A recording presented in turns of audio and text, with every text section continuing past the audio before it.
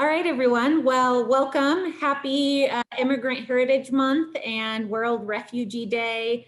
We are so excited to be able to host this event and have you all join us. It's one of those rare opportunities where we get to just celebrate and really take pleasure in all the accomplishments that we have all worked so hard for, and really celebrate the contributions of immigrants and refugees in the US, but of course, particularly in the state of Michigan.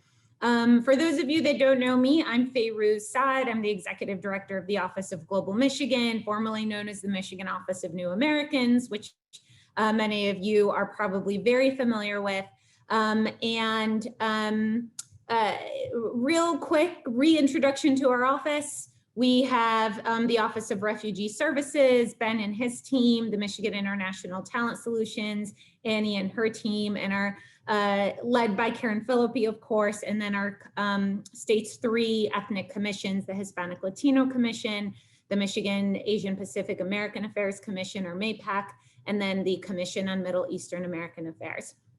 So today we're going to do things a little different. We have a variety of speakers who are here to celebrate with us, starting off with a couple of poets who are going to kind of share a poem with us. So I'm going to go ahead and introduce Ayah Issa and Yalda Omari. Ayah is a Palestinian American who was born and raised in Ann Arbor, Michigan. Her family was displaced by the occupation in Palestine. As a result, her father and his family relocated to Jordan, coming to America in 1974. As such, she has dual citizenship in Jordan and the US. She is currently a second-year doctoral student at Michigan State University with research interests in multilingual education, multiculturalism, language practices, and effects of diaspora. Yalda, her mentee, is a high school student in the Okemos area, and she is going to the 11th grade. She speaks Pashto, Farsi, Dari, and English, and her family is from Afghanistan. Her family arrived in Lansing in 2017. She has been working with the RDC since 2017 when she arrived in Lansing. She is the oldest of 4. Ayah and Yalda have been working together in the mentorship program in the Refugee Development Center for the last year. So Ayah and Yaldi, the floor is yours. Thank you. Yalda, do you want to start us off? Yes. Okay. This is Ayah. She's a student in MSU. She's born and raised in Ann Arbor, Michigan. Her parents are from Palestine. She speaks Arabic, and we've been working with for almost a year. We've been talking literally about anything like school, family, travel, and of course food. And the day since we met until right now, we've been talking and meeting every single week once, and the way we come up with the poem was kind of easy and fantastic way that it was, I had a project or assignment to do at school, and it was about we have to write a poem, and I finished the poem and I turned it in, and I showed it to Ayah, and we both like it, and I was like, oh, I kind of like poem, and she was like, oh, I like, and Ayah liked poem really well, really, and she was like, oh, let's write a poem for our project, and here we are. I've had the honor to work with Yalda since November last year, and since we've met, she's shown me how bright she is, how excited she is to learn, how she's able to adapt to so many things.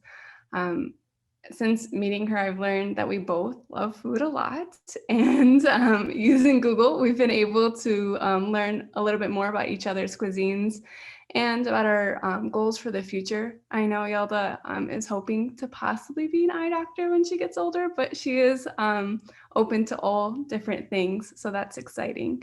She is going to 11th grade next year, and so that, for those who understand the high school track, 11th grade is one of the busier years in high school, so wish her luck.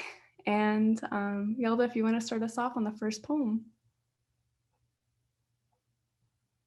So I wrote this poem about my grandpa. He passed away, and it just represents how I feel. Okay. Miss those memories that still exist in my mind. Hear those voices that are no longer here. Miss those people that you were their princess. Maybe I'm still their princess. Thinking that is just a dream, but hopefully one day I see you. When is that day coming? I didn't even said a goodbye. You already said a goodbye. I will never forget that memory I lost you, that moment I lost you. I wish you were still here and see how much I succeed. I wish you were here to see me making my dream come true and your dream. Everything you said still exists in my mind. I miss you. I wish I could see you again. I wish I could see you in my dream and hug you and tell you how much I need you right now. Everything I'm doing right now is for you and will be for you. I wish you were here. I will always be here for you and always will be. I will always love you, always in my mind. Thinking about 100 memories and you are 99. I wrote this poem about the story of my family. It represents how I feel. When our memories carried our happiness, we found nostalgia in the stories we could no longer be in. We settled in places where our dreams felt uncertain. We moved across time, leaving those we hoped to keep forever. We took what we could as we packed away our lives, and while we stared at the space between the ground we stood on and the roots we expelled, we asked with fragile voices, was diaspora the languages of our grandmothers as they taught us of home? We wrote this poem about the memories we hope to bring back and represent how we both feel. I was so lucky. To remember those days. In the places my memories began. The place where you know who you were. In the places, and the world hasn't yet asked you to change. Still have the hope to go back over there. Where the soil of our ancestors bloom. The place where your family tree started. And the fruits of the tree still fed you. Still have the hope to be over there. To be in peace with who I was. Unable to translate memories. Can go back and change those memories. Miss those memories that still count. Take me to those old days. Tell them how much I miss them. Miss those family gathering. So lucky to see those people that you may never see them again. I learn of home the further we are. I carry pieces of who we were and sprinkle it onto who I am becoming. Diru Badkom, our memories whispered to us as we began to plant seeds into our future. Thank you. Wow, that was so powerful and really moving. So thank you guys for that. Thank you for all the work you do, for spreading your message in such a beautiful way. And Yelda, so proud of you, having just arrived in the US a few years ago and not only being able to recite a poem in English, not only to be able to speak English so well, but to recite a poem in English. That was amazing. There's more where that came from later on. We're gonna have another poet join us. Ayah and Yelda, again, thank you so much for being with us here today. I hope you can stay and enjoy the rest of the presentations. So next on the agenda, we have Susan Corbin, who is currently the acting director for the Department of Labor and Economic Opportunity. For those of you that don't know, the Office of Global Michigan is within LEO. So really quick, Susan Corbin has been the Senior Chief Deputy for the Michigan Department of LEO since 2019 and is currently serving as the acting director of the department. As Senior Chief Deputy, Susan has led operations for all of LEO with direct line of responsibility for labor agencies and unemployment insurance offices. In the past, Susan has served as a senior advisor for Governor Whitmer with the Michigan Public Service Commission, as well as deputy director of the chief of staff of the Department of Energy, Labor, and Economic Growth. Susan has really had a varied career in public service, and I will say I'm not going to finish reading her bio because I really just want to say what an incredible leader Susan has been for all of us at Leo, and in particular so supportive of the work of Office of Global Michigan. So I feel very honored to be a part of her team, and without further ado, Susan, if you're here, we'd love for you to take the mic. Thank you, Fayrouz. I appreciate that introduction. And thank you very much for those poems and that story of your friendship. And I just want to say that I'm glad that everybody is joining us today to celebrate Immigrant Heritage Month and World Refugee Day. I'm looking forward to next year when we can celebrate this in person, and I won't be sitting in my car scrambling to fill out my schedule today, and we'll all be in person together. I did want to share that when I was 20 years old, I had the opportunity to live in another country for a little over a year. I spent a year in the People's Republic of China. And so while that was not an experience as an immigrant, I feel like just for a, I have an understanding, kind of from a very, very small percentage of the kind of bravery that it takes for our immigrants to leave their country and to come to Michigan, and like Ayah, what it takes to function in a country when you're not speaking your native language. So I really applaud her and her poems today. So I just want to talk a little bit about what we've been doing here at Leo. All month, we've been recognizing the contributions of immigrants and refugees, and I'm proud to have the Office of Global Michigan as part of our team. Immigrants and refugees are a vital part of Michigan's economic, social, and cultural vitality, and we're committed to ensuring Michigan remains a welcoming and safe state for all, and a state where everyone can know success and have the opportunities to live the life they want to lead. To accomplish this, it is essential that immigrants and refugees have access to critical resources and services they need. Leaving their countries to find a new home in Michigan is only the beginning of their journey. During the pandemic, through the Office of Global Michigan, we ensured that all COVID-19 related public information and materials were made available in up to 6 languages.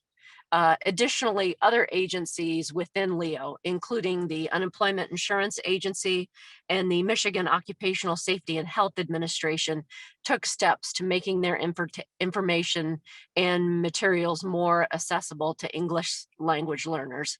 However, we understand that the needs and challenges of the community go beyond just language access, and we're committed to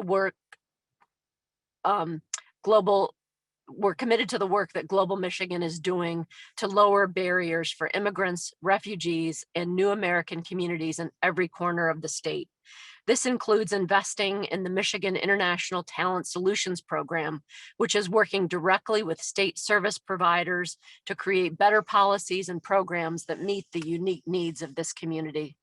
Additionally, as the U.S. and Michigan prepares for an increase in refugee resettlement numbers, Leo leadership, including the Office of Global Michigan, will be working together to ensure that we're prepared and ready to enable successful integration into their new communities. I truly thank the Lieutenant Governor and the Whitmer administration for all they do to support and engage with our team and community partners as we all do our best to uplift those seeking a new home in Michigan. And thank you very much for today's celebration. Thank you, Susan. And we have heard from so many of you over the last year, at least, about how much it has meant to have all the kind of COVID-related resources and materials that have come from the governor's office and other agencies translated into other languages and have that coming from the state of Michigan. And it's not the first time it's been done, but one of few in which it's been done so comprehensively. And that's in large part due to the Office of Global Michigan, Karen's leadership, and Susan's leadership at the time. So thank you to all of you who contributed and helped make that happen. So next, we have another special guest with us. The Lieutenant Governor has joined us today as well. I am going to do my best to give him a proper introduction. And I figured the best way to do that is I'm gonna just say some little known facts about the Lieutenant Governor. All of you can go online and read his bio, but there's some kind of fun stuff in there that I was learning for the first time, even though I've known the Lieutenant Governor for quite a few years now. So the Lieutenant Governor Garlin Gilchrist is an engineer by trade, actually, having gotten a computer science degree from the University of Michigan. And at a very young age, he actually built his first computer and then started a computer center in Detroit by the age of 16, all comprising of computers that he had built. And so with this, you would think that I'm about to tell you the story of someone who went on to lead Microsoft or another tech agency, but I think in that story, you see about his commitment to social justice, equity, equality, and progressive reforms. And the Lieutenant Governor has really made bold strides working with Governor Whitmer in this administration to really take active steps towards diversity, equity, and inclusion across the state of Michigan, including chairing the racial disparities task force started during COVID. Also on a personal note, not only is Lieutenant Governor a good friend, but he was one of the biggest advocates for helping us start the Detroit ID program when we both worked for the Detroit mayor, and has also been an incredible support and advocate here within the state of Michigan and driving similar type of equity programs that affect immigrant communities. So again, without further ado, if the Lieutenant Governor is on, the floor is yours. There you are. Fayrouz, thank you so much. It is great to see you and great to see everyone. I'm so both honored and privileged to be here with everyone. I see many friends on the call. Steve Bachman, hello, sir. Good to see you. I want everyone first just to know, Governor Whitmer and I know and believe in our heart of hearts that what makes Michigan such an amazing place, one of the threads that weaves together this fabric, this quilt, this tapestry, pick your favorite thing to sew.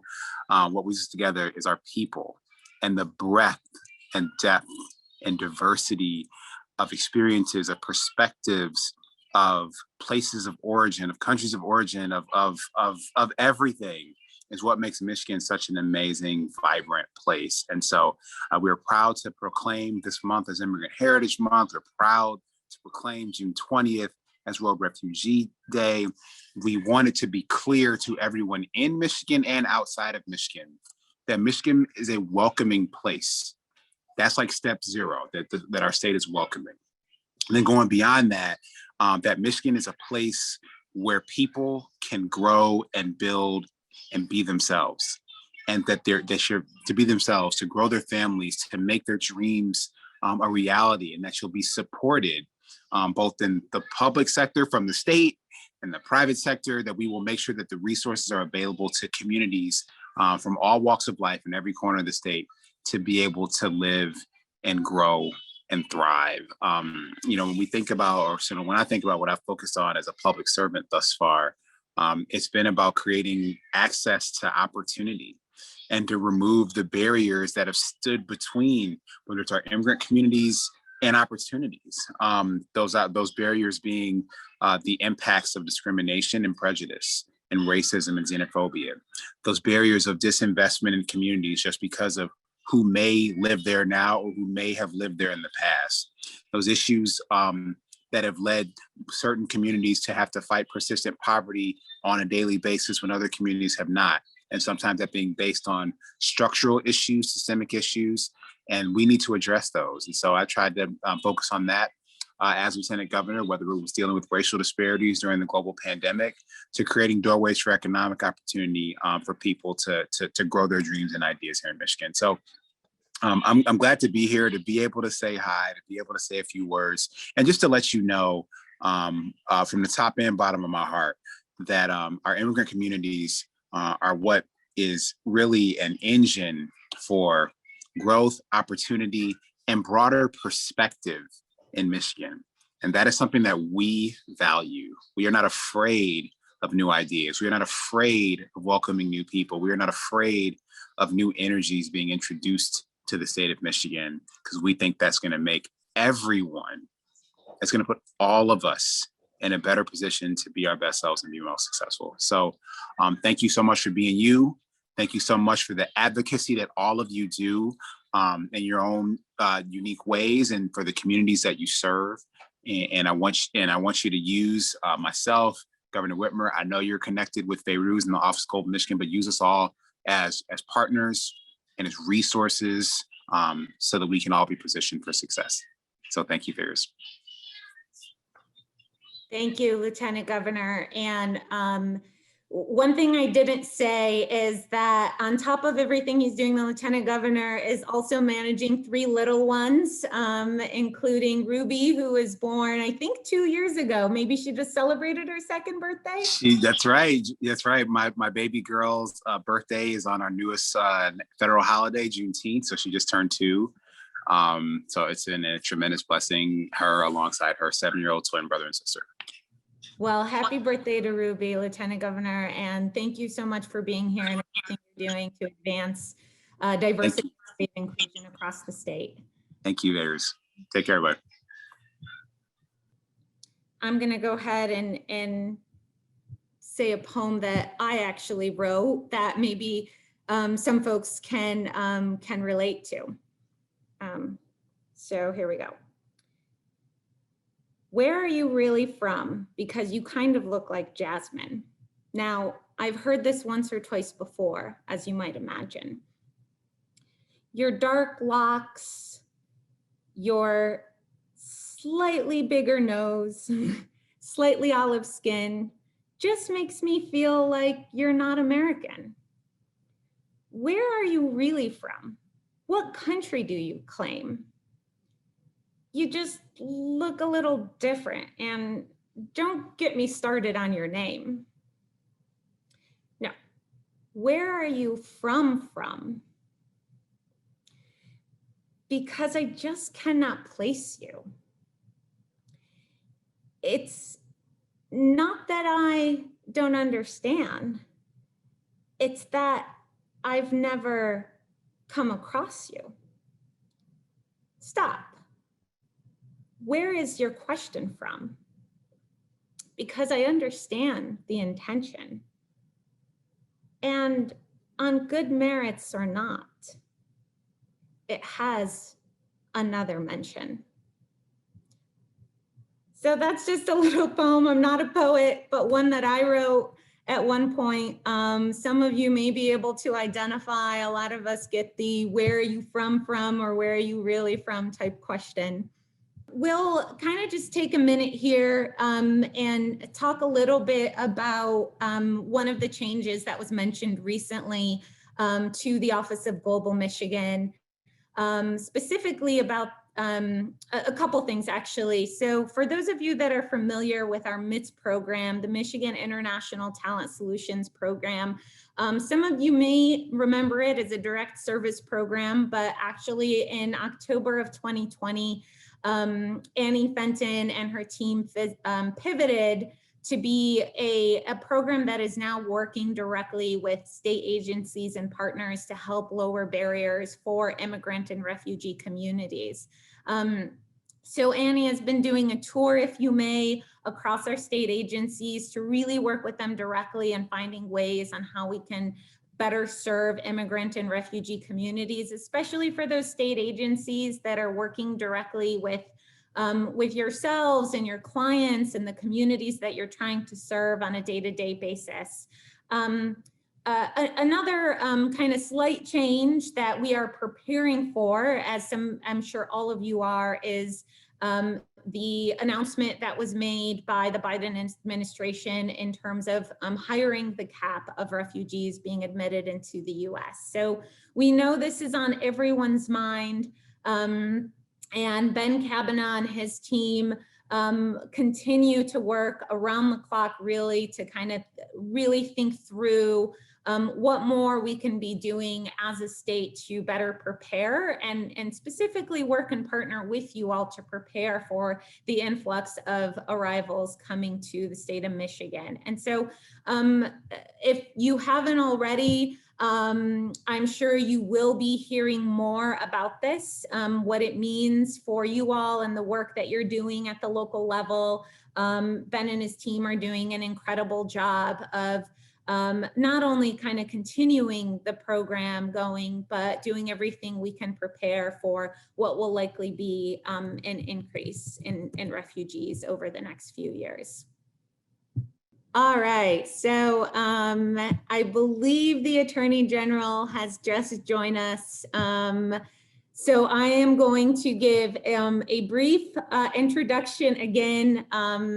And once again, as someone who I know and admire, I'm going to do my best to just not read verbatim off of the Attorney General's direct bio off the website, which you all can find, but kind of gain some insight into kind of her passion and her work. But so the Attorney General is a former criminal prosecutor and civil rights attorney.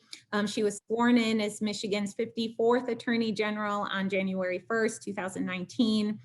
Her core initiatives have been fashioned in the image of her promise to Michigan's residents to give the Department of Attorney General back to the people that it serves. Attorney General Nessel's Consumer Protection Division have taken a lead role in fighting against companies that try to take advantage of Michigan's consumers. She launched the department's auto insurance fraud unit to investigate procedural individuals and businesses. She established the office first payroll fraud enforcement unit to crack down on individuals and businesses. She's been a champion for the state's most important resource, its Great Lakes. And probably maybe most important to us, she has been one of the biggest champions and advocates for our communities and doing everything she can to protect immigrant and refugee, foreign-born, you name it, communities across the state of Michigan. And I remember I met the Attorney General right before she announced her run.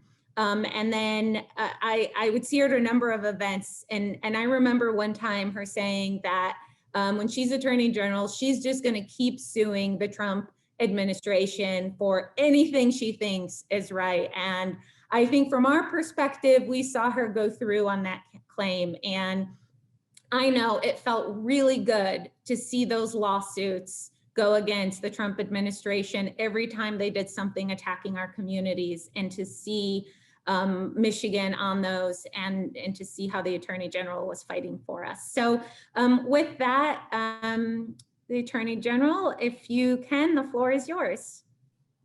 Thanks, Fayrouz, and thanks for inviting me so much to be with you all today. It's really my pleasure and honor to recognize the contributions of immigrants to our state and to our country. And as I sit here virtually with you all today, I do what many of you do, and I think of the roots of my family and how I ended up here in America. So my grandparents came here during World War II and escaped, near certain death, as was the consequence for many of my family members that didn't make it out of Eastern Europe during that time. They got here and they were penniless. They spoke no English. They were without a formal education. They had no marketable skills, but nevertheless, they were permitted safe passage into this nation and were able to make a life here in Michigan. And here we are, just a couple generations later, and their granddaughter is the top lawyer in a state of over 10 million people.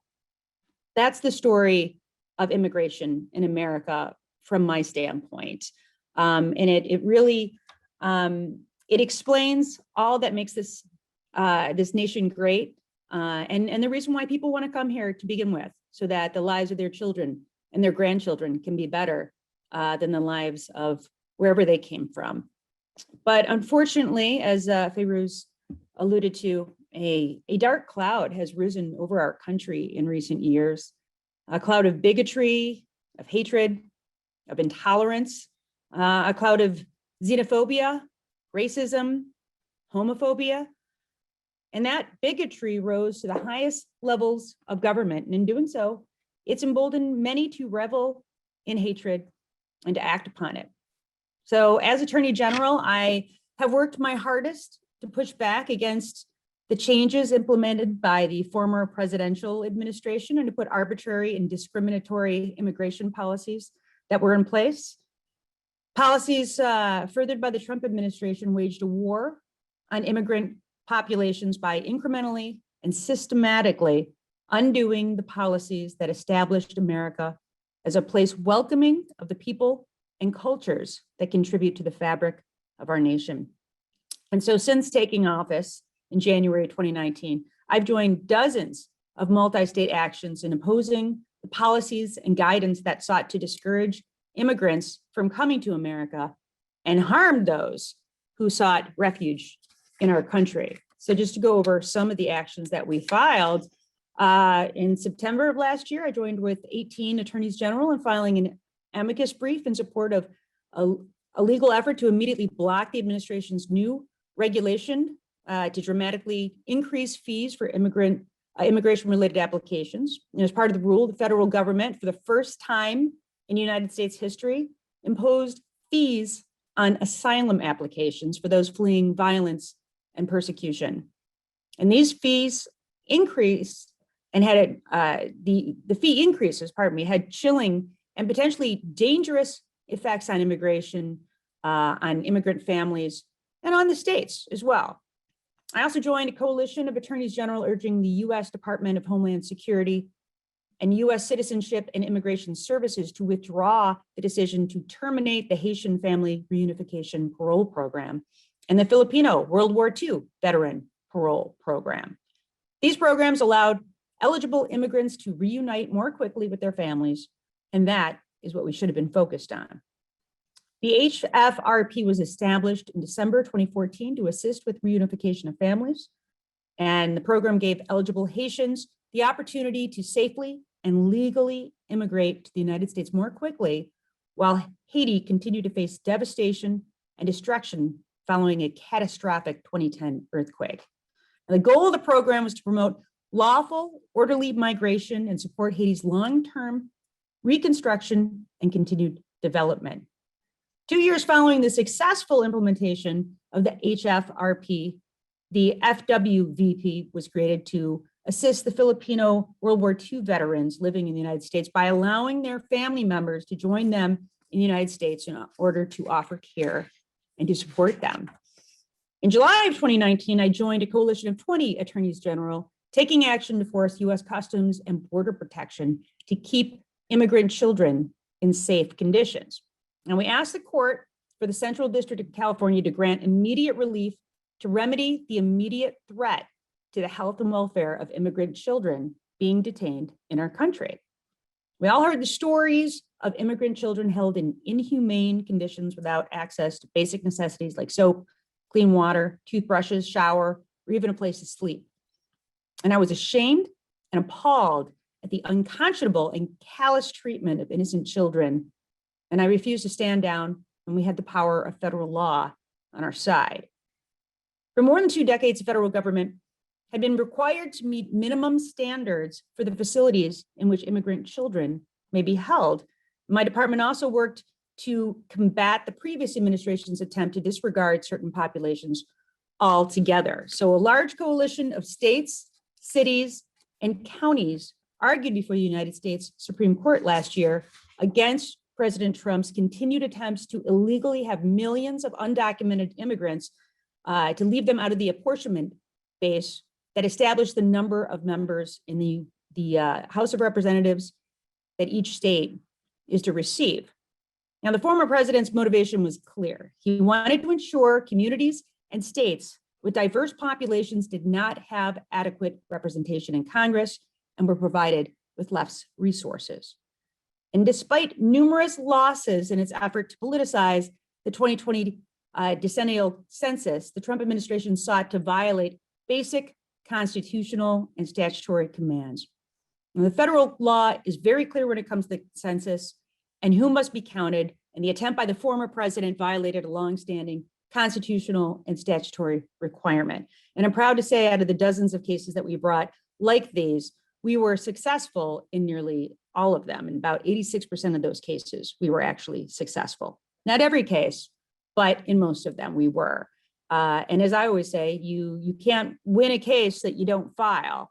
And there's never a wrong time to do what is right. And fighting the Trump administration at every turn with their xenophobic, anti-immigration cases was the right thing to do. It was the right thing to do for our state. It was the right thing to do for the people of our state. It was the right thing to do for our country. The embarrassing and shameful truth, though, is that immigrants and those who enter our country in pursuit of a better life were met with aggression and hatred, and continue to be. And that hate emboldened Americans to embrace violent actions against those that they saw as different from themselves. The rise in hate crimes based on specific bias was part of the reason behind the creation of my department's hate crime unit when I took office in 2019. And led by career prosecutors, the unit follows up on every credible tip and launches investigations into hate crimes when sufficient cause exists. And the unit also provides departmental resources to assist local and federal law enforcement partners. And we work on cases involving white supremacy and other hate groups that have an incredibly anti-immigrant stance and policies. Our belief is that Michiganders of all backgrounds deserve a government that dedicates time and resources to ensuring their safety and their security. And I can assure you my department takes very seriously the reporting of any bias-motivated crimes, and we will investigate and prosecute such crimes. And we want people with different experiences and talents to bring their skills to Michigan and to feel welcome here. In order for diversity to thrive and for people of a variety of backgrounds to continue to choose Michigan as their home, our government must show its support through our actions. And I'm very proud that many of you probably know my Solicitor General, Fadwa Hammoud, who is an immigrant, came to this country at 11 years old from Lebanon. Our first case since I've been in the department that will be argued before the United States Supreme Court will take place in the fall. And I will be sitting behind Solicitor General Hammoud when she makes her arguments. So we will have an immigrant to this country who will be arguing before the highest court in this nation. And when she puts her name on the record, she will say, Fadwa Hammoud, arguing on behalf of the people of the state of Michigan. And that makes me very proud because our country and state exists because of immigrant populations that came to this country and put down roots, just like mine did. And today, Michigan boasts huge concentrations of immigrant populations that enrich our communities and better our state. Immigration in Michigan plays a vital role in our economy, and it's crucial to the strength of our state's diversity, making up nearly 10% of the state's workforce and comprising close to 34,000 of our state's entrepreneurs. Immigrants pay about $6.7 billion in state and local taxes and have a spending power of $18.2 billion. And events like this one, representing an important opportunity to recognize the contributions of those who came from other countries and now call Michigan our home. Thank you again for including me in today's events and for your work to recognize the diverse communities that improve our state so very much. And I just want everybody to know who's on here, how dedicated my office is to ensuring that immigrant communities are treated with respect and dignity under the law. Thank you, Attorney General Nessel. You know, we all recognize all the great work that you were doing, and what kept us alive during those 4 years were those lawsuits, as you know, as many of us know. And so we were just proud to see your name and us represented by you in your office. And as a big friend and supporter of FEDWA's, it's just icing on the cake. So thank you for everything that you do for us. Okay, we'll come to DC in the fall because we're all making the trip out to watch her argue. It's very rare, by the way, that a state actually gets to have an argument before the United States Supreme Court. So I don't know if it's going to be the only time while I'm in office that it happens, but we're really excited about it. That's amazing. And now I think you can watch it on Zoom. Even better. Oh, wow. Yeah. So anyway, thank you so much for having me. We'll get the link from your office maybe and share it with anyone who's interested. All right. Fantastic. Thanks, everybody. Thank you, Attorney General. Well, to close us out, I think our final poet has joined us, and in lieu of time, I'm gonna just, sorry, I got a visitor. I'm gonna ask Dr. Cooley, if you're on, if you can, the floor is yours. Hello, everyone. Salam alaikum.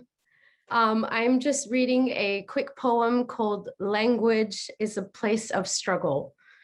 In choosing the margin as a space of radical openness, Bell Hooks says, within complex and ever-shifting realms of power relations, do we position ourselves on the side of colonizing mentality, or do we continue to stand in political resistance with the oppressed, ready to offer our ways of seeing and theorizing, of making culture towards that revolutionary effort which seeks to create space where there is unlimited access to the pleasure and power of knowing, where transformation is possible?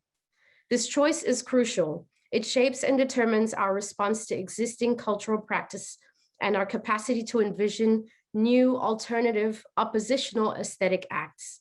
It informs the way we speak about these issues, the language we choose. Language is also a place of struggle. Luqad, USCIS emailed me again. The email said, we are still reviewing your case. There are no updates at this time. We will notify you when your case status changes.